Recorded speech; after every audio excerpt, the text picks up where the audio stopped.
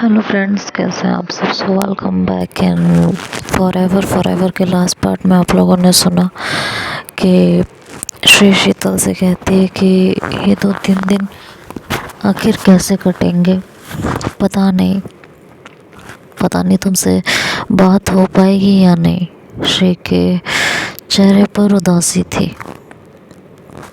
शीतल ने उसे देख के कहा कि कैसे भी करके टाइम निकाल कर, कैसे भी मैनेज करके मुझे फ़ोन कर लेना,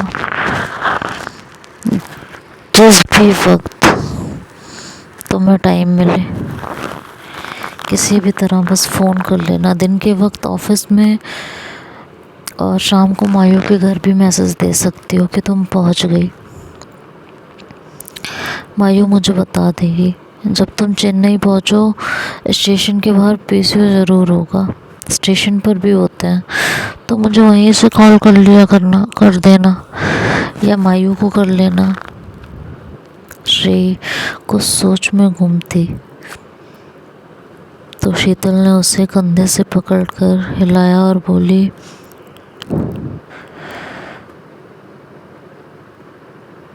सुन रही हो क्या बोल रही हूँ मैं? तो श्री ने कहा, सुन रही हूँ। और दोनों कुछ पल के लिए एक दूसरे को देखते रहे। फिर शीतल बोली, अपना ध्यान रखना, किसी चीज़ की ज़रूरत हो तो बता देना। श्री ने कहा, हाँ, तुम यहाँ से इतनी दूर से भिजवा दोगी ना? शीतल ने कहा, तुम बताना तो सही, क्या पता अरेंज करवा ही दूँ या फिर कहाँ से मिलेगा कोई जुगाड़ बता दूँ। समझ में आया? और कुछ नहीं तो सुन ही लूँगी। इतने में श्री की ट्रेन अनाउंस हो गई थी। श्री ने शीतल का हाथ पकड़ते हुए कहा कि तुम्हारा पता नहीं, पर मैंने तुम्हें बहुत मिस किया है और अब और ज़्यादा मिस करूँगी। तुम्हें अच्छा नहीं लगता शीतल, पर एक बार तुम्हारे गले लगने का मन कर रहा है। शीतल कुछ पल सोचती रही और फिर आगे बढ़कर श्री को गले से लगा लिया था। श्री की आंखें छलक आई थी। शीतल ने उसे अपनी बाहों में ज़ोर से भींचते हुए कहा, अपना बहुत बहुत ध्यान रखना, ठीक से और टाइम से खाना खाना। तुम्हें चावल बहुत पसंद है ना? वहाँ पर चावल और मच्छी खाने को मिलेगा, पर तुमसे पहले मिला, क्या कहूँ मैं।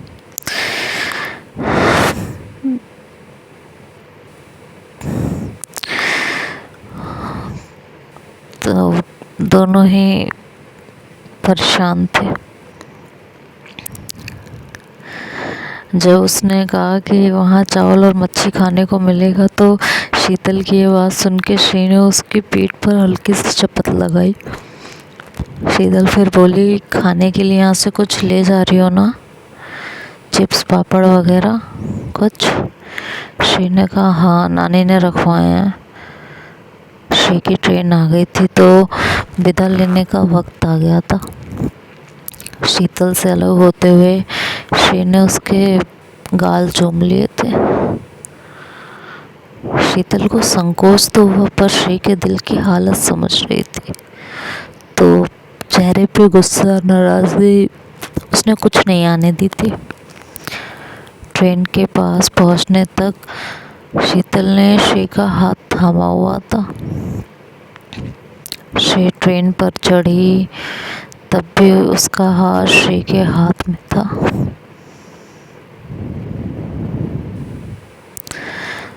श्री ट्रेन में चढ़ के दरवाजे पर ही खड़ी थी और तब भी उसका हाथ शीतल के हाथ में ही था। ट्रेन चलने लगी तो धीरे धीरे हाथ छूटते छूटते छूटते छूटते छूट ही गया। और दोनों की आंखों में आंसू थे। किसी तरह शीतल ने खुद को संभाला और थोड़ी देर में उसकी भी ट्रेन आ गई और वहाँ से वो भी चली गई थी। शीतल वहाँ से चली तो आई थी, लेकिन शायद अपना दिल वहीं श्री के पास ही छोड़ कर आई थी। रूम पर आकर शीतल का मन ही नहीं लग रहा था। सोचने लगी, यार मेरा तो अभी से मन नहीं लग रहा, एक बार श्री से बात कर लूँ क्या। फिर सोचने लगी कि नहीं यार, बिजी होगी और मेरा इतना डेस्परेट दिखना अच्छी बात नहीं है। लेकिन यार 6:30 से ऊपर का टाइम हो रहा है, 8 बजे की उसकी ट्रेन है, 7 बजे तक वो स्टेशन के लिए निकल जाएगी। फ़ोन कर ही लेती हूँ ना, इतना क्या सोच रही हो। ये सोच के वो पीछे ऊपर आई। वहाँ लाइन लगी हुई थी। 10-15 मिनट बाद लड़की ने फ़ोन रखा तो दूसरी लड़की ने रिसीवर उठा लिया था। शीतल ने आगे बढ़ के उससे रिक्वेस्ट की कि मुझे बस 1 मिनट लगेगा, बहुत ज़रूरी फ़ोन करना है प्लीज़, वरना मेरी फ्रेंड स्टेशन के लिए निकल जाएगी, फिर उससे बात नहीं हो पाएगी। प्लीज़ मुझे एक फ़ोन करने दीजिए ना, बस कुछ टाइम के लिए, 1 मिनट लगेगा बस। पहले तो वो लड़की मना करती रही, लेकिन शीतल की बहुत रिक्वेस्ट करने पर उस लड़की ने उसे फ़ोन करने दिया। शीतल ने फ़ोन किया तो उसके भाई ने फ़ोन उठाया था। शीतल ने कहा कि श्री है क्या। उसके भाई ने कहा हाँ देता हूँ। ये कह के उसने फ़ोन श्री को दिया। श्री ने फ़ोन उठाया, हेलो बोला तो शीतल ने जवाब दिया और बोली, मुझे लगा पता नहीं तुमसे बात हो पाए या नहीं, कहीं स्टेशन के लिए ना निकल गई हो। श्री ने कहा बस निकलने ही वाली थी। शीतल ने कहा वहाँ पहुंचकर जैसे ही टाइम मिले फ़ोन करना। तो श्री ने बहुत धीरे से अपने भाई से बचते हुए कहा कि शीतल आई लव यू, तुम्हें बहुत मिस करूँगी। शीतल के दिल में आया कि वो भी कह दे कि आई लव यू टू, पर बोल नहीं पाई। बस इतना ही कहा कि अपना बहुत ध्यान रखना, बहुत ज़्यादा। पीछे से लड़की ने कहा कि 1 मिनट ख़त्म हो गया है, रखो यार। तो शीतल ने श्री से कहा कि रखती हूँ। किसी और से रिक्वेस्ट करके 1 मिनट का टाइम लिया था, अब वो रखने के लिए कह रही है। तो श्री ने कहा ठीक है, और तुम भी अपना ध्यान रखना। दोनों ने एक दूसरे को बाय बोला और उसके बाद फ़ोन रख दिया। अगले 2 दिन शीतल और श्री के बीच यही आखिरी बात हुई थी। शीतल बस इंतज़ार ही कर सकती थी, इसके अलावा उसके पास और कोई चारा नहीं था। तो बस इंतज़ार ही कर रही थी। श्री की याद उसका पीछा ही नहीं छोड़ती थी। ऑफिस में, स्टेशन पर, हर जगह बस उसे श्री की याद ही आती थी। वॉशरूम जाती तो वहाँ दोनों ने एक साथ जो लम्हे गुजारे थे वो उसे याद आने लगते। कैंटीन में जाती तो वहाँ भी उसे श्री दिखाई देती। ऑफिस, कैंटीन, बाथरूम, हर जगह सिर्फ श्री की यादें थी। शीतल का मन परेशान होने लगा था और सोचने लगी थी यार कहीं भाग जाऊं, यहाँ तो चैन से रहना ही मुश्किल हो गया है। हर जगह बस उसी की याद आती रहती है, वही दिखती रहती है। आखिर करूँ तो करूँ क्या,